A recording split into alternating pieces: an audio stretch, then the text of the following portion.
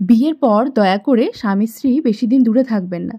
বিশ্বাস করুন, ভালো থাকার জন্য অনেক বেশি টাকার দরকার নেই, একদমই। দরকার আপনার ভালোবাসার। জীবন থেকে যে একটা সেকেন্ড চলে যায় সেটা আমরা আর কখনো ফিরে পাই না।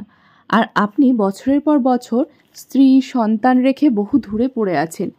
এটা কি জীবন? কোথায় সুখ? কোথায় আপনার স্ত্রীর জন্য ভালোবাসা? কোথায় সন্তানের জন্য স্নেহ? হ্যাঁ, টাকা পয়সা জীবনে অনেক দরকার, কিন্তু ভেবে দেখেন তো, সারাদিনে ৩০০ টাকা রোজগার করা মানুষটা যখন দিন শেষে বাসায় ফিরে তার সামনে পানি দেওয়ার জন্য একজন মানুষ আছে, সে রাতে তার স্ত্রী সন্তানদের পাশে ঘুমাতে পারে। তার অসুস্থতায় তার স্ত্রী তাকে সেবা করে। তার সন্তান দূর থেকে তাকে দেখে দৌড়ে এসে কোলে ওঠে। কোনো নারীর জীবন থেকে এমন সময় কেড়ে নেবেন না যে সময়টায় সে শুধু আপনাকেই কাছে চায়। বাইরে গেলে যখন তার চোখে পরে পাঞ্জাবি পরা কোনো এক ছেলে তার প্রিয়তমার হাত ধরে রাস্তা পার করে দিচ্ছে, তখন আপনার স্ত্রীর ভেতর থেকে এক দীর্ঘশ্বাস বের হওয়া ছাড়া আর কিছুই করার থাকে না। আপনি সারাদিন মাথার ঘাম পায়ে ফেলে টাকা রোজগার করে বউকে দামি শাড়ি আর গহনাই পরিয়ে গেলেন, কিন্তু যে সময়গুলো আপনারা হারিয়েছেন সেটা আর আসবে না কোনোদিনই। উত্তপ্ত প্রেম টাকার তলায় চাপা দিয়ে দিলেন। আপনার সন্তান যখন রাস্তায় দেখে কোনো বাবা তার ছেলেকে রঙিন বেলুন কিনে দিচ্ছে, তখন সে আপনাকে খোঁজে। সন্তান যখন দেখে তার বয়সী বাচ্চা তার বাবার হাত ধরে স্কুলে যাচ্ছে, তখন সে আপনাকে খুব মিস করে। সন্তানের জন্য মাসে এত হাজার টাকা না পাঠিয়ে হাত ধরে স্কুলে দিয়ে আসুন। সে আপনার আদর্শে বড় হবে।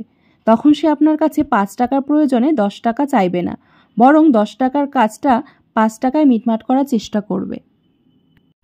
কাজে চাপে আপনি সারাদিন বউকে মনে করায় তেমন সময় পান না। এদিকে দুপুরে নাওয়া খাওয়া শেষ করার পর আপনার স্ত্রী অলস বিকালে আর সন্ধ্যা নেমে আসতে চায় না। জানলা দিয়ে সে বাইরের দিকে তাকিয়ে থাকে। দূরের ওই নীল আকাশের রং বেরঙের কত কি দেখে, দেখে না শুধু আপনাকে। মাঝরাতে ঘুম ভাঙার পর বাম পাশে আপনাকে না পেয়ে বুকে আকাশ সমান বোঝা নিয়ে আপনার স্ত্রী ঘুমিয়ে যায়।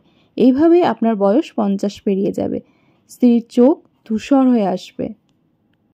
হলো না আপনাদের কদম হাতে বৃষ্টিতে ভেজা, আর হলো না আঁকাবাঁকা রাস্তায় পা মিলিয়ে সামনে হাঁটা, সন্তান বুকে নিয়ে ঘুমানো।